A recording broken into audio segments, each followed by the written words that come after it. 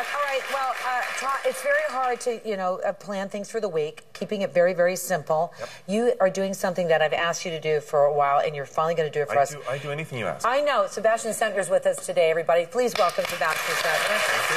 And it's in jars. Yes.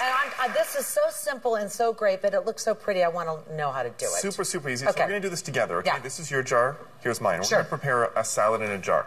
Now, this size portion can actually serve, 4 or 5 people, so depending on the appetite. This can serve... This is huge. Really? This is well over 1 liter. Oh. So there's a lot more volume to these than you actually expect. So the idea behind it is you prepare a salad, or you prepare a bunch of salads, you put them in the fridge, and then you pull them out 2 days later, you serve dinner, you pop it into a bowl, and you're good to go. I'm going to share them with somebody else. Or you can eat it yourself. How about this? Fork. You know when you buy those lettuces, right? Yes. And it's really small, and then they go boom, boom. When you open it up. Yeah, Okay. this is a big volume of salad. So we're going to start out, first of all, we're going to put the dressing in first. That's the trick. So the reason for that is that way it's...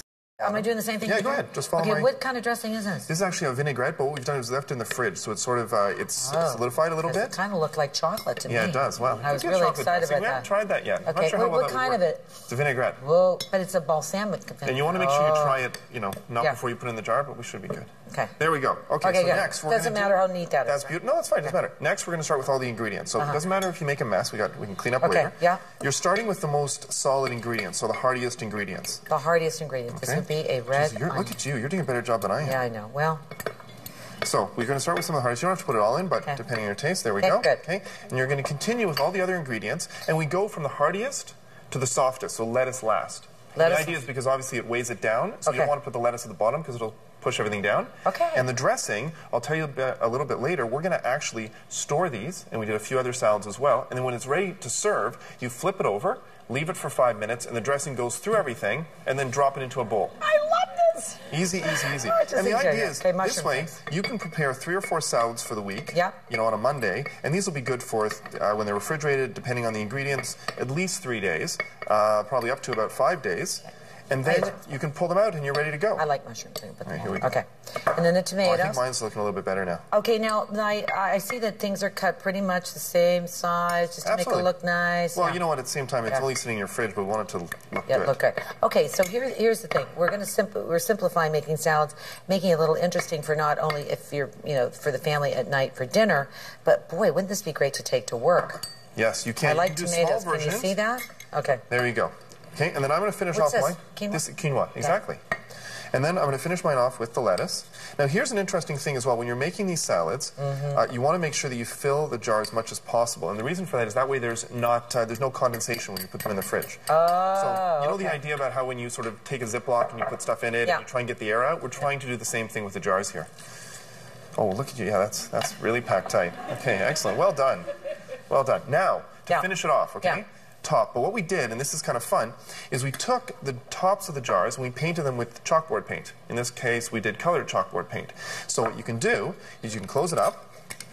And in my case, I would write, here you go, I'd write, salad, green salad for the family, and you can just write, Marilyn salad. Mine. Beautiful. And all good to go. Don't touch, don't touch. So we did that. Don't. Yeah. And we also did, we didn't have time to prepare all of these, but we did 3 more salads for you to see. Oh, okay. Just to show you can really do a lot of different options. So what would you call that salad then? Oh, that was just a garden salad. Garden salad, okay. We'll call it a Maryland salad. Okay. This one is? That's our Greek salad with chickpeas. Beautiful. That is a really beautiful salad. Look at that. And see, if you look at it now, what I did was, if I flip it over, you see all the sauces go to the bottom.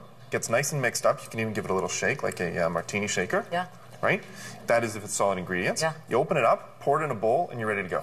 And you say this is going to last, all these that we're putting up on the website, they're going to last like for 4 days? The ones with lettuce, maybe a little bit less. Okay. So maybe you might get 3 days out of them. The solid ones, a lot more, especially if they're refrigerated and there's as little condensation as possible. Okay, there's the Cobb salad right there. Yep. Isn't that something? That's great. Same thing. And then I'm going to turn these over anyways, because you know what? Oh, okay. And then the caprese. Caprese salad. So, you put a little pasta in that caprese. We did. We thought that would be kind of fun and different, but you did pesto. We did pesto. Now, this one here, if it's a solid bottom, this is why we're turning them over. If it's a solid, it may take a little bit of mixing once you get it in the bowl, but all of the oil and everything else will drizzle down. That is outstanding. I love it. I love it. I love it. And it looks so good. It is good. It looks really, really good. Okay. Now we move on to making some other delicious things. Yeah, so I mean, you can do drinks as well, yes, right? So here's what we did. We did something we call boozy fruit. Okay? Boozy fruit, exactly. Good to have you back, Sebastian. I'm happy to be back. Good, I love that. I know. So if you want to give that a smell. Oh, my, So what we did was we took different fruits. It's like a sangria. Yep. And we marinated them in bourbon and triple sec overnight with a little bit of simple syrup. Okay. Everybody can see everybody's got big smiles on their face. We should be handing these out. Look at the cameraman being really happy. Yeah. That's why there's only half left. So what we do is you start with that, and you can marinate it overnight, 24 hours, a little bit longer if you like. Put that like this. And then what I'm going to do is I'm going to add apple juice. So this is fresh apple juice. You can also get fresh apple juice at the grocery store, but a more fresh version. And then white wine. Okay. Is there typical, like, is there white wine, like a Chardonnay, a Pinot? It doesn't really matter because you're mixing it with so many different things at that point that you're not going to really get the flavor of the wine. You're going to get the flavor of the bourbon and everything else. It just adds a little bit of extra. And there you go. You're good to go.